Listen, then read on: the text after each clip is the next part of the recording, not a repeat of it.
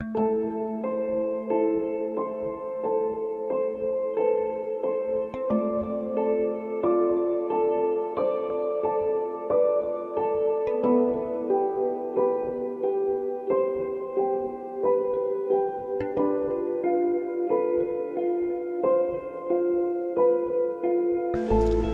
the 1st of March 1967, my dad was born at Varosi, a village of Famagusta city in Cyprus.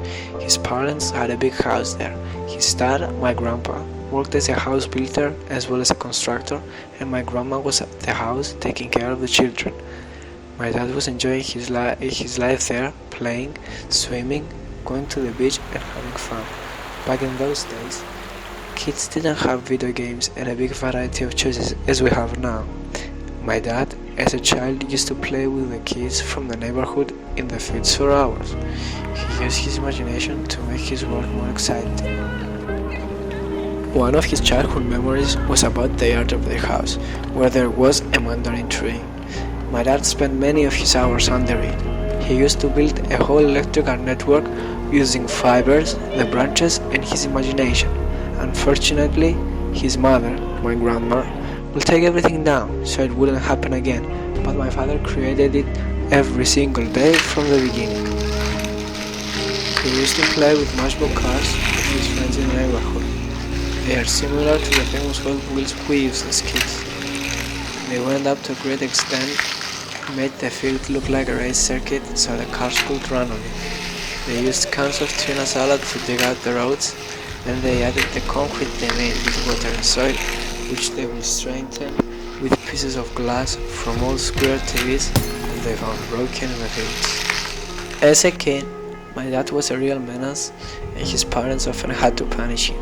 He had this screeching bike he really liked, and one of his punishments included taking it away from him and hiding it on the roof of the house where there were many car tires.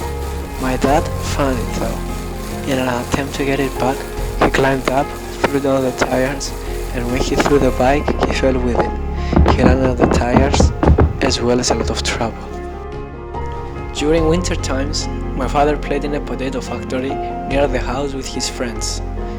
It was abandoned and full of echo, and it was pretty nice. They had a lot of fun there. They shouted, ran, and played football. The time passed by peacefully.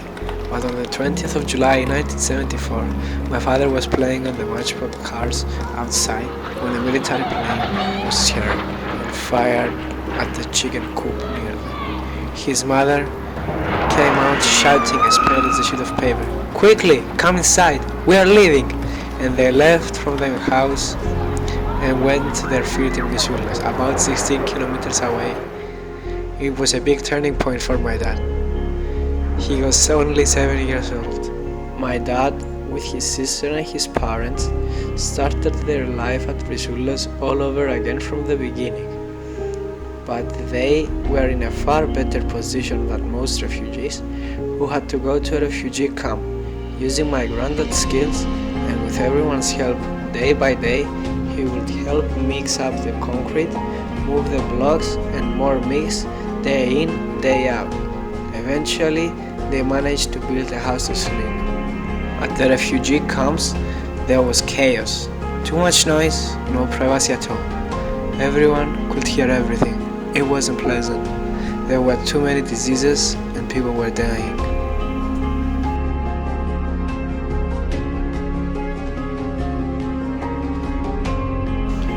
Through these struggles, my dad mentally grew up.